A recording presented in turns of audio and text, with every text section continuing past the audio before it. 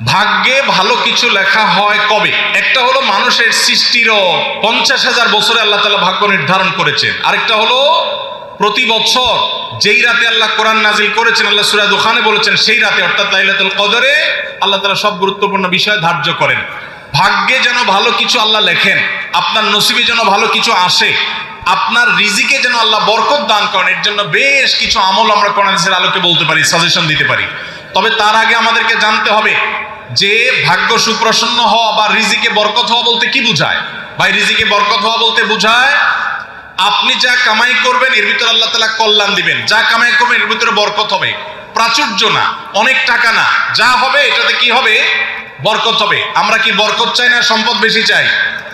বরকত চাই। বরকত যদি চান, এক নম্বর হলো ঈমান এবং তাকওয়া লাগবে। আল্লাহ বলেছেন ওয়ালাউ আন্না আহলাল কুরআন আমানু ওয়াত্তাকাউ লাফাতাহনা আলাইহিম বারাকাতিম মিনাস সামা। যদি কোন জনপদের লোকেরা ঈমান আনে, আল্লাহর ভয় অন্তরে লালন করে, আল্লাহ বলেছেন আসমান থেকে বরকতের সব দুয়ার খুলে দেওয়া হবে। এজন্য ভাই, ঈমান যদি থাকে, তাকওয়া যদি থাকে, গুনাহমুক্ত জীবন গড়ার সংকল্প যদি থাকে, বরকত আসবে জীবনে। নাম্বার 2, ইস্তেগফার বেশি বেশি করলে আল্লাহ বলেছেন সূরা নূহের মধ্যে, যদি কেউ ইস্তেগফার করে, নূহ আলাইহিস সালাম তার জাতিকে বলেছেন ফাকুল তুস্তাগফিরু রাব্বাকুম ইন্নাহু কানা গাফফারা ইউরসিলিস সামাআ আলাইকুম মিদরারা ওয়া ইমদিদুকুম বিআমওয়ালিন ওয়া বানিন ওয়া ইয়াজআল লাকুম জান্নাতিন ওয়া ইয়াজআল লাকুম আনহারা। আল্লাহ নবী নূহ আলাইহিস সালাম বলেছেন, আমি আমার জাতিকে বলেছি তোমরা আল্লাহর কাছে ইস্তেগফার করো, ক্ষমা প্রার্থনা করো। বেশি বেশি ইস্তেগফার করলে আল্লাহ তাআলা রিজিকের মধ্যে বারাকা দিবেন, অভাব দূর করবেন, সম্পদে এবং সন্তানে আল্লাহ তাআলা বরকত দান করবেন। তাহলে 2 নম্বর আমল হলো ইস্তেগফার করা, রিজিকে বরকত হবে ইনশাআল্লাহ। নাম্বার 3, শুকর আদায় করা। আল্লাহ বলেছেন লা ইন শাকারতুম লা আযীদান্নাকুম।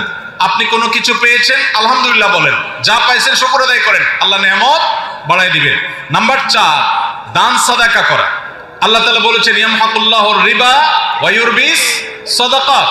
আল্লাহ সুদকে ধ্বংস করবেন, তবে সাদকা এবং দান এটাকে আল্লাহ তাআলা বাড়িয়ে দিবেন।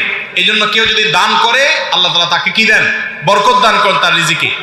তারপরে 5 নম্বর হলো আত্মীয়তার সম্পর্ক রক্ষা করা। নবীজি সাল্লাল্লাহু আলাইহি সাল্লাম বলেছেন মান সাররাহু আন ইউবসাতা লাহু ফি রিজকিহি আও ইউনসালাহু ফি আথারিহি ফালিয়াসিল রাহিমা। যে ব্যক্তি চায় তার আত্মীয়তার সম্পর্কে, যে ব্যক্তি চায় তার হায়াতে বরকত হোক, তার রিজিকে বরকত হোক, সে যেন আত্মীয়তার সম্পর্কের সাথে সম্পর্ক ভালো রাখে, আত্মীয়দের সাথে, অর্থাৎ রক্ত সম্পর্কে আত্মীয়দের সাথে যেন সম্পর্ক কানেক্টেড রাখে, বিচ্ছিন্ন না করে, তাহলে তার রিজিকে এবং হায়াতে বরকত হবে। এবং সর্বশেষ আরেকটা আমল বলতে চাই, সেটা হলো খাবারের ক্ষেত্রে একত্রিত হয়ে বসে খাবার খাওয়া। এই সুন্নত আমাদের সমাজ থেকে বিদায় হয়ে গেছে, আমরা অনেকে জানি না। আবু দাউদের একটি হাদিস বর্ণিত হয়েছে, নবীজি সাল্লাল্লাহু আলাইহি সাল্লামের কাছে